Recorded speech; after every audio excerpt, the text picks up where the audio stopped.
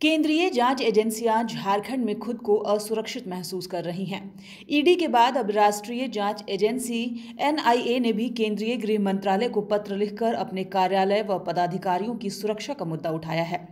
NIA के पत्र के बाद केंद्रीय गृह मंत्रालय ने झारखंड सरकार के मुख्य सचिव और गृह कारा एवं आपदा प्रबंधन विभाग के अपर मुख्य सचिव को पत्र लिखकर सुरक्षा व्यवस्था पुख्ता करने के लिए पत्र लिखा है। एनआईए ने केंद्र को जानकारी दी थी कि राज्य में राष्ट्रीय जांच एजेंसी कई गंभीर मामलों का अनुसंधान कर रही है।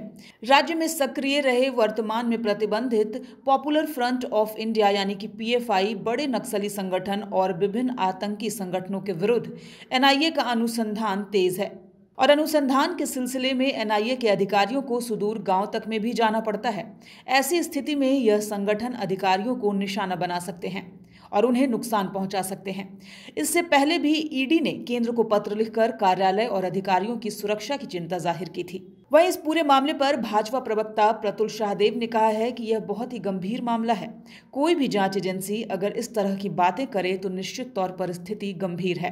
पूरे तरीके से संवैधानिक मशीनरी ध्वस्त हो गई है। अब आप बताएं कि ईडी के अफसरों को हनी ट्रैप में नक्सलियों से ऑर्गेनाइज क्रिमिनल्स के जरिए टारगेट करवाने की सूचनाएं आ रही हैं और अब तो एनआईए के अधिकारी भी अपने आप को असुरक्षित महसूस कर रहे हैं। और आपको याद दिला दें कि नक्सलियों के खिलाफ सबसे बड़ी कार्रवाई एनआईए के द्वारा की जा रही है। बड़े बड़े संगठन जिसमें भाकपा माओवादी हैं, पीएलएफआई हैं, उनके बड़े बड़े नेता जो हैं, बड़े बड़े जो नक्सली हैं, उनकी गिरफ्तारी हुई है। जब वो भी असुरक्षित महसूस कर रहे हैं एनआईए के अधिकारी, तो आप समझ लीजिए राज्य में सब कुछ ठीक नहीं है। राज्य सरकार हमें लगता है जानबूझकर इन केंद्रीय एजेंसियों के जो अधिकारी हैं उनको सहायता देने में कोताही बरत रही है और इसके पीछे कोई रॉकेट साइंस के ज्ञान की आवश्यकता नहीं है। राज्य सरकार चाहती ही नहीं कि इन नक्सलियों के खिलाफ कार्रवाई हो।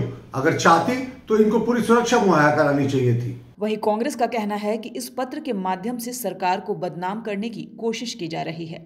ये जो भी केंद्रीय एजेंसियां काम करती हैं उनके पास पर्याप्त सुरक्षा रहती है। इस पत्र के पीछे भी कहीं ना कहीं भाजपा का एक मकसद छुपा हुआ है और इस पत्र के माध्यम से भाजपा ये चाहती है कि सरकार को किस तरह से बदनाम किया जाए। जब इस सरकार को गिरा नहीं सके, बहुत इन्होंने कोशिश किया, कुछ भी नहीं कर पाए, बल्कि खुद ये एक्सपोज हो गए, तो अब केंद्रीय एजेंसियों के माध्यम से इस सरकार को बदनाम करना चाहते हैं और लगातार ये कोशिश में लगे हुए हैं। जिस तरह से ईडी की झारखंड में कार्रवाई हुई वो किसी से छुपा हुआ नहीं है। अब ये पत्र लिखवा करके और राज्य की जनता को या देश की जनता को ये संदेश देना चाहते हैं, तो वो राज्य की जनता सब जानती है कि भारतीय जनता पार्टी के इशारे पे किस तरह से केंद्रीय एजेंसियां काम कर रही हैं। और ये सरकार को बदनाम करने से सरकार बदनाम नहीं हो सकती। राज्य की जनता को पता है कि माननीय हेमंत सोरेन जी के नेतृत्व में राज्य की जो भी समस्याएं हैं वो सारी समस्याओं का समाधान हो रहा है। भाजपा अपने मकसद में कामयाब नहीं हो सकती। न्यूज़ विंग के लिए रांची से रफी शामी की रिपोर्ट।